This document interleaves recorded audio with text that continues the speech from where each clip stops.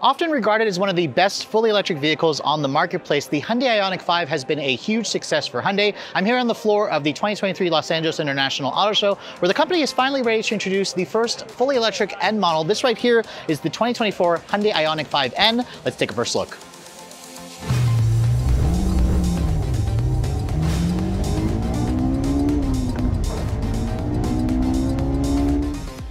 Now, as you guys know, the N badge means Hyundai's performance division, so I thought I'd show you guys what's underneath the hood. Now, the regular Ioniq 5 actually has a small frunk, so let's see if the N also continues that tradition of having a small frunk. And as you can see, lifting up the hood, it's held up by struts. There actually isn't a frunk in here, and I don't exactly know why, but as you can see, you see the N badge over there over the engine cover, although there's no engine, because what this car essentially comes with are dual electric motors. Now, Hyundai has obviously turned up the wick on performance on the dual electric motors, and we also have a larger 84 kilowatt hour battery pack versus the 77 kilowatt hours that you have on the standard Hyundai Ioniq 5. Horsepower figures have really been pumped up for the N. You get a maximum of 641 horsepower. 641, that's a pretty big chunk of extra power versus the 576 you get in the Kia EV6 GT, this car's platform make. Hyundai says that's only possible when you have it in the N boost engaged or the launch control engaged. That gives you 10 seconds of that additional power. 601 horsepower is the standard amount of power, which is still a ton. We don't have the torque figure yet,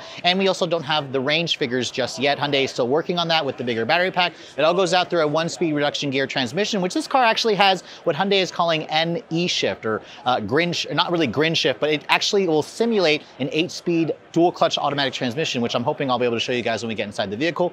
Performance figures are impressive. 0 to 60, Hyundai is claiming in 3.2 seconds. That's again among the quickest accelerating EVs ever. And you also get a top speed of around 162 miles an hour. Hyundai has also said that they've managed the cooling of this battery pack and everything so that you can actually take this vehicle out on a track day. I'll be hoping to be able to take this out on a track at some point when the vehicle when Hyundai has the first drive for the vehicle. But overall, as you can see, no more frunk, but there is, again, a really cool engine cover to kind of show off that you have the high performance version of the Ioniq 5. But let's go ahead and close up the hood and talk about the exterior styling changes. Now, as you can see, this color here is the Hyundai's signature performance blue that you see on all of their N products, but it has a matte finish. And I have to say, the matte finish looks fantastic. It looks great on the body lines of the Hyundai Ioniq 5. You still have the kind of signature styling elements here with the full LED headlights with the actual pixels. You can see the N logo here to show off you got the performance version. And then there's also that red stripe going along this kind of interesting area here where in the regular Ioniq 5, I believe this actually lit up. I'm not entirely sure if it does on the N. You can see how you have a more aggressive front splitter that lets in some air along with some active grille shutters. There's a kind of a red line here on the lower front skirt that again gives you some indication that you're driving the performance version. There's also some functional vents that allow for the air to pass through that improve the aerodynamics of this car that helps kind of push it along the road, because Hyundai, as you guys know, for their N models actually want to not just be quick in a straight line, they also want to give it the additional upgrades so you can actually handle this thing on a track and also stop it when you need to. Now, looking at the rest of the side profile, you can see the Ioniq 5 is technically a crossover, but as you can see, it's always, to me, kind of looked a little bit more like a hatchback. It's just like a taller hatchback. And because of the additional or the different front and rear bumpers, the overall length of this car is now 3.2 inches longer than the standard Ioniq 5 at 185.6 inches long. It's also about 2 inches wider at the bottom of the vehicle. So again, it gives you that more aggressive stance with that side skirt, the black painted side mirrors. Let me go ahead and talk about the wheels really quick. These are a unique 21-inch wheel that you get on the N. You can see it has multiple spokes with kind of like a machine look with the matte black look. The brake rotors have also been seriously improved. You have a 15.7-inch rotor at the front, clamped down by a 4-piston red painted caliper. So obviously it's a performance EV. Hyundai needed to give it some bigger brakes. These are going to be much better resistant to cooling or to fading when they get hot on a track. And it's also going to be necessary because remember, this is still a EV. It's got a big battery pack sandwiched between the chassis, although we don't know the final curb weight figures just yet. You can see the rest of the styling details here with the geometric shapes, the intersecting lines, the pop-out door handles all look great. I love the blacked out accents here for the window trim. There's also no sunroof on this model. I suspect Hyundai probably won't offer a sunroof, but we don't know quite yet because this is still a very early prototype model. There's also a little bit more of a wider body here with the fender flares, which add to that 2 inches of additional width. And then back here, you can see the styling details are a little bit strange. They're definitely more aggressive. I don't know if I particularly love the black here that kind of intersects with the blue, but let me know in the comment section below what you guys think. This little bump out here is essentially where most of the 3.2 inches comes from. It again gives it a more slightly aggressive rear diffuser. There's obviously a splitter down here, no visible exhaust tips because this is an electric vehicle, but you can see the pixel theme carries over at the back here. With that kind of red stripe, you have a little bit more of an aggressive wing. And also you can see here, Hyundai has added a rear wiper. I don't remember the regular Ioniq 5 having a rear wiper, so it's nice to see that little addition. The Hyundai logo here has also been blacked out, which is great. And then in terms of the cargo capacity, let's go ahead and open that up and take a look. Just like on the regular Ioniq 5, this N version here basically has the same amount of space. I believe you get a maximum of just under 60 cubic feet with all the seats folded. And if you look underneath the floor here, you can see there is a little bit of underfloor storage where you can take advantage of hiding some things. But overall, you can see this space back here isn't as big as some rivals. And it really shows you that the Ioniq 5 is really more like a hot hatch. Now moving into the interior of the Ioniq 5N, let's go ahead and talk about all the styling changes and tweaks that they've made here. First of all, let me get inside and shut the door. The door has a nice solid sounding thunk, and check out these seats, guys. These seats were basically taken out of the Veloster N, which is discontinued, the Elantra N. It's got the lit up N logo, of course, in the seat. These are far more aggressively bolstered. I love the leather, I love the performance blue stitching, I love the suede Alcantara. Unfortunately, as you can see, these seats kind of delete the power seat option that you would get in some of the other Ioniq 5 models, which is a little bit annoying to see. I would like to see Hyundai eventually include the power seats in the actual high performance seats. The rest of the interior you can see is pretty standard stuff. The door panel you can see has a soft touch injection molded plastic with the contrasting performance blue stitching. There's some ambient lighting here. It's got a nice padded area here. The pixels kind of carry over onto the actual door panels here. And then there's also kind of additional storage down here at the lower portion. I like the overall feel of this car. It feels like you're sitting a little bit higher, but it also feels like you're kind of sitting in a hot hatch. Now, speaking of that, let's talk about the steering wheel. You can see the steering wheel is unique to the Ioniq 5N. It obviously has a manual tilt telescoping arrangement with a good amount of adjustability. And unlike the regular Ioniq 5, which basically had the 4 dots of pixels that basically would mean H in Morse code, they've stuck an N badge on the steering wheel airbag cover, which is the first time I've ever seen that. I like the way this steering wheel looks. I'm surprised it's not a flat bottom design, but it's got a really thick 10-3 grip with the contrasting stitching. The rim itself is also really thick. It feels good in your hands. And then you also have a ton of buttons here on the steering wheel. You can see there's a drive mode selector. There's NGB for N Grin Boost. That's how you activate the 641 horsepower. And then you have specific N drive modes, because remember, the N division is led by Albert Biermann. He came from BMW. So there's a lot of stuff here that reminds me of a BMW. Your transmission selector is over here. It's a 1-speed reduction gear transmission, but it can simulate an 8-speed dual clutch when you have it in that N Active Sound Plus. Now, going over here to the screen, you can see you have dual 12.3-inch displays.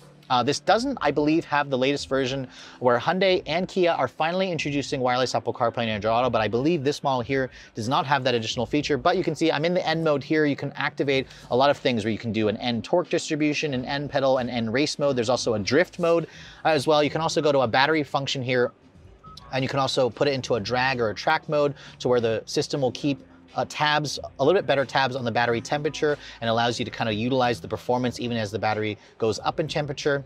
You can also activate, I believe, a launch control function where you can go back over here. You can see switch it over there. You can see there's your activation for your launch control. You can also customize the drive mode settings here. You can show a G meter. So this is all pretty much lifted off of the standard gas-powered N, but it's nice to see that Hyundai is giving it its own unique twist because this is a fully electric model. I'll have to wait until I actually get one or go to the first drive where I can actually show you guys what it sounds like, but I've heard it in some other videos from my colleagues. It's a pretty cool sound. It almost reminds you of a video game. Now, the center console here is different on the N. The regular Ioniq 5 doesn't have this little center console area. Instead, it had like a little console that moved forward and back. You can see this one is fixed. It includes your 2 USB charging ports, USB-Cs. You have a wireless phone charging pad. You do have a full 360 camera in this model as well. If you push that button, although it's not going to activate because this car is a pre-production car, it's not turned on. All the way, you can see you have more USBs here. You have a little bit of storage here along with these little cup holders that kind of pop out. You can also put them away if you want like a bigger storage area. And then you can see, open this up, there's a little bit of a covered center console storage area here. There's a padded center console as well. And then I mentioned earlier these seats, which are really, really, I guess, aggressively bolstered. For me, in my body type, I fit into the seats, but try the seats out for yourselves and see if they actually work for you. These seats, I don't believe are heated or ventilated. I'm trying to see here really quick if I can find, there's actually a button here but it won't activate. So I'm suspecting this car probably has heated seats, but I don't think it has the cooled seat function. For some reason, it's just not letting me kind of show you guys that. But the glove compartment here, you can see, open that up. It goes into the dash. It's got a lid door that is damped but not lined with felt. It offers a good amount of storage, and then you have kind of more padded materials here, along with this really interesting dash design. So overall, the interior obviously has a unique feel. I love the performance seats and how they hold you. I love the new steering wheel. But I'm definitely looking forward to actually driving this vehicle. Let me go ahead and hop into the back seat though and show you guys the space back here. Because as you get back here, you can see the rear seat of the Ioniq 5N is definitely a pretty nice place to spend time. Now, let me go ahead and shut the door. The floor is completely flat back here, and I believe this model has around 39 inches of legroom. At least that's how the regular one is. The N should be pretty similar. The seat backs from back here, you can see are actually nice and padded, but you do lose the rear storage area. You have two USB-C charging ports, no rear seat air vents, which is a little bit disappointing. But looking at the rest of this interior back here, you can see you have padded area here, although they don't include the blue stitching back here, which I kind of wish they did. You also have this nice padded area here with more of the pixels, the LED lighting, which is great. And then these seats also do recline. They have like a little lever here where I can recline the seat or fold them down and kind of give you a little bit more comfort. There's also a nice armrest here that folds down and gives you two cup holders. So overall, if you want to buy this vehicle as an actual family car, it's great that Hyundai actually put the N treatment on this vehicle because it has so much space in the back seat as well and decent amount of space in the trunk.